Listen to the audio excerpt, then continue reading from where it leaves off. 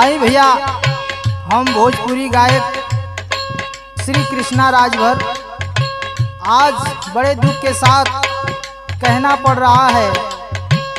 आज हम लोग के बीच भोजपुरी और हिंदी में एक अलग पहचान बनाने वाली माँ शारदा सिन्हा जी का श्रद्धांजलि गीत गाने जा रहा हूँ। कहना है कैसे? हिंदी भोजपुरी सब में कईलू मालिकैया, पिजड़वा छोड़ के उड़ गईलू शारदा सिन्हा मैया।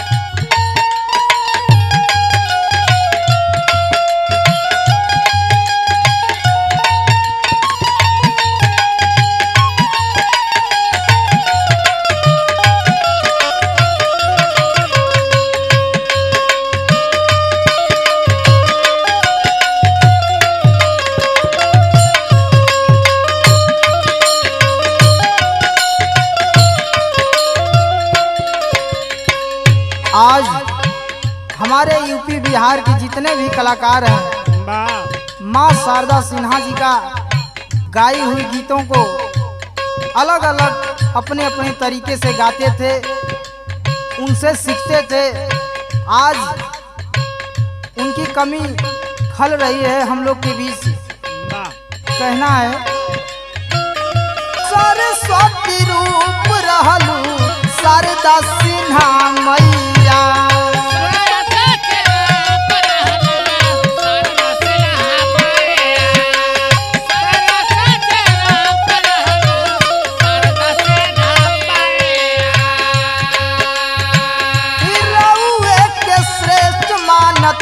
रहले गवैया,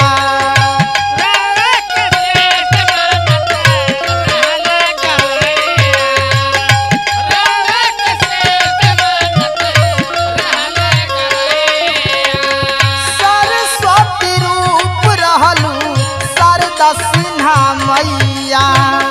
रउए के श्रेष्ठ मानत रहले गवैया।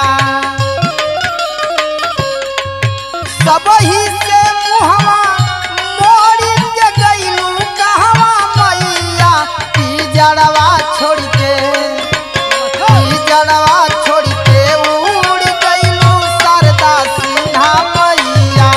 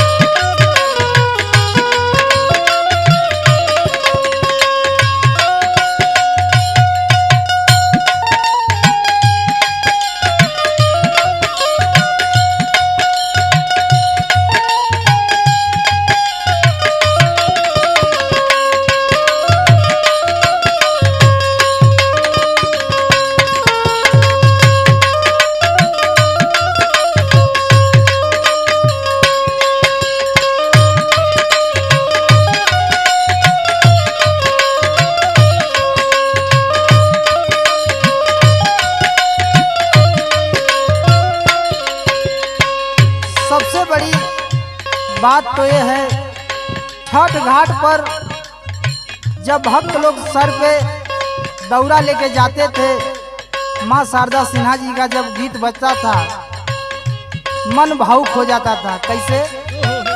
राऊ रे गावाला गीतिया गुजे छठी घाट पर,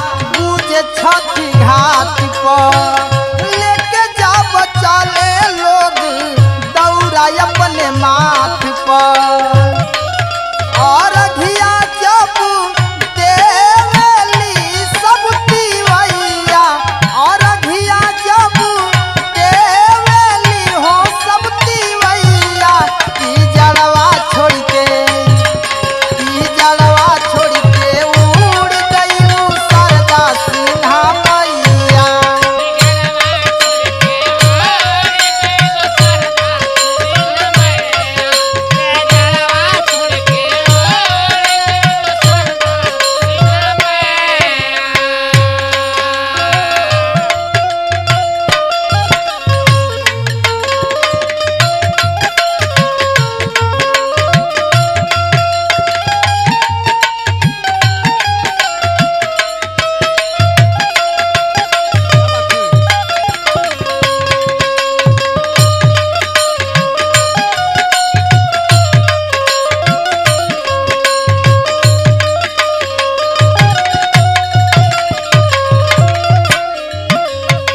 और आखिरी लाइन में हमारे गुरुजी कह रहे हैं कैसे?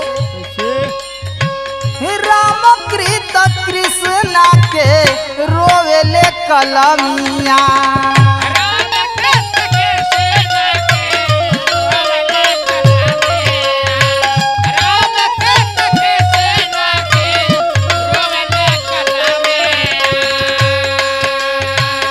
हर दम खोली माई राउर कमिया,